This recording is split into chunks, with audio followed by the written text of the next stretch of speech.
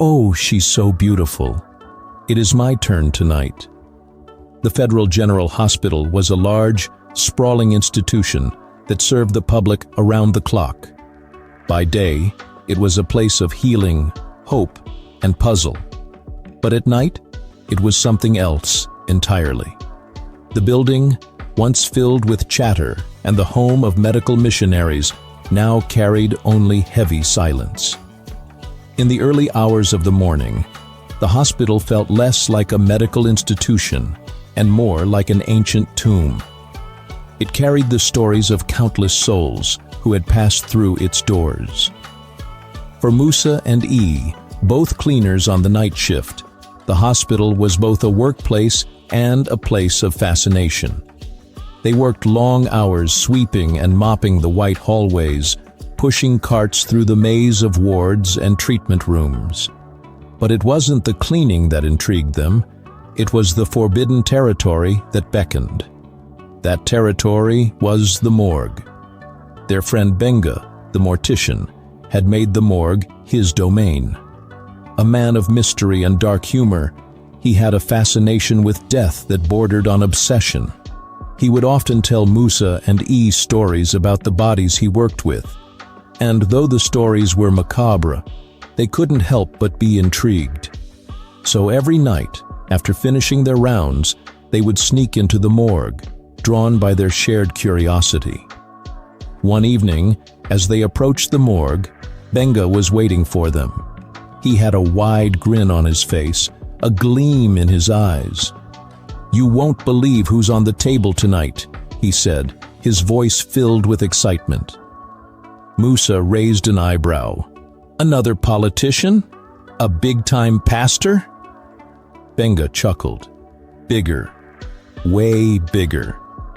E, always the most sensitive of the two, was immediately interested. "Who?" he asked, his voice filled with curiosity. "Do you know Helen Duke?" Benga asked, practically bouncing on his heels. "Helen Duke?" Musa's eyes widened. "The actress from Shadows of Pain?" "The one and only," Benga confirmed, pulling the heavy morgue door open. "She is here, on the table." The two cleaners exchanged glances. Helen Duke had been a household name, a talented actress who had won numerous awards, including Best Actress the year before.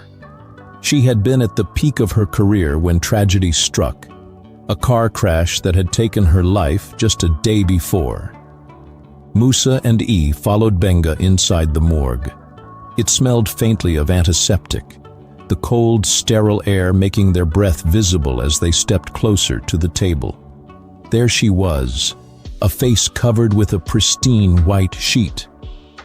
"She's beautiful," E whispered, his voice barely audible. "Even in death, she's like that." Musa felt a shiver run down his spine as he stared at the actress's face. "How did she die?" he asked quietly. "A car accident," Benga replied. "She went off the bridge last night. The rescue team found her hours later, but by then it was too late." E closed his eyes, his gaze fixed on the actress's face. "She doesn't look dead." "That's how it is with celebrities," Benga said with a grin. "They preserve their beauty for as long as possible, even in death." Minutes passed in harsh silence as the trio stood around the body. The air grew colder, and the strange feeling of unease continued to creep in. The lights flickered, casting dark shadows that seemed to pulse along the walls. "You guys feel that?" Musa asked, his voice unsteady as he rubbed his hands, trying to ward off the creeping chill. Benga, trying to sound confident, shivered slightly. "It's just the morgue. It's always cold in here. Nothing to worry about." But E's face still stared at Helen's, and he felt an unfamiliar sensation washing over him. It was as though he wasn't just looking at a body, but staring into the eyes of someone who wasn't ready to leave this world. The moment was interrupted when Helen's eyes snapped open. E screamed. Musa stumbled backward in shock, bumping into a nearby cart. Benga stood frozen, his face pale as he stared at the actress, who had just opened her eyes. Gasping for air, Helen sat up abruptly, her eyes wide with terror as she looked around the room. Where am I?" she whispered, her voice shaky. "What happened?" The trio stood in stunned silence, their minds struggling to make sense of the scene before them. Helen Duke, the woman who had been declared dead, was sitting up in front of them. Musa's voice cracked as he asked, "You were dead?" Helen looked down at her hands, confused. She touched her own face, as if to confirm she was truly alive. "No, I was in my car, then in the water. I couldn't breathe. I thought I was dead." Benga, still in disbelief, approached her slowly. You can't be alive. The coroner signed off on you." Helen's gaze darkened. Clearly he was wrong, she said with frustration, her hands shaking. Suddenly, the door to the morgue creaked open, and a security guard stepped inside, his flashlight cutting through the darkness. "What's the noise?" He froze, his eyes wide with shock at the sight of Helen sitting upright. The guard dropped his flashlight, which clattered to the floor, and without a word, turned and bolted down the hallway. Musa said, grabbing his arm, "we have to help her. She can't stay here." "What do you mean, help her?" Musa snapped, panic rising in his voice. "What are we supposed to do? You're not even supposed to be here." Helen's voice rose with desperation. "I need to get out of here. Please, you have to help me." Benga stood motionless, his mind racing. "If anyone finds out about this, if you're caught, forget your job." Musa interrupted, his voice sharp. "She's alive. We can't just leave her here to be locked back in the morgue." Helen looked at them, her eyes pleading. "Please, you have to help me." Just as Benga was about to respond, the lights flickered and then went out entirely. The room was plunged into darkness. A low, guttural groan filled the space, seeming to come from the walls themselves. "What the hell was that?" Musa whispered, his voice trembling. A first breath cut into his throat. "There's something in here with us." The temperature in the room dropped drastically. It was as though the air had turned to ice, freezing them all in place. Helen's face twisted with fear. She grabbed Benga's arm, her nails digging into his skin. "You have to get me out of here now." Before anyone could respond, the stretcher, once empty, let out an ominous creak. The metal frame groaned as if something were climbing onto it.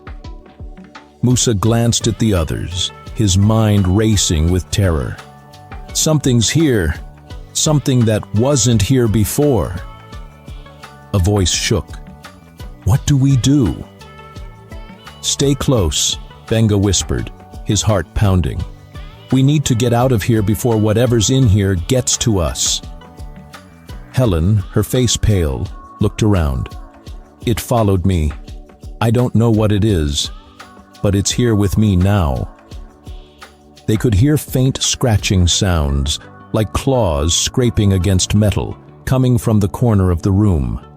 The air grew thicker, darker, as though something was watching them from the shadows.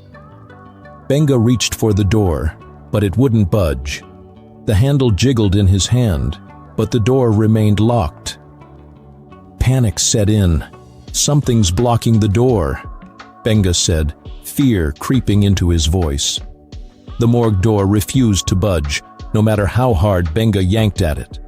Panic spread through the group as the scratching sounds grew louder. It was no longer just coming from the corner of the room. It was surrounding them.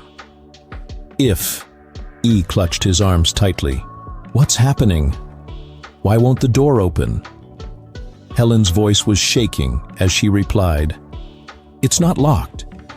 It's like something doesn't want us to leave. Helen stood trembling, wrapping herself up in her arms. This started after the accident. I saw something in the water. It wasn't a dream. It was real. What did you see? Musa asked, his voice barely above a whisper. Helen hesitated, her eyes darting to the dark corners of the room. I don't know what it was, but it had eyes that burned like fire. And when I woke up here, I felt it. It's still with me. The lights flickered back on for a brief moment, revealing the group huddled near the table. But in that brief flash of light, something moved in the shadows, something tall, heavy, and otherworldly.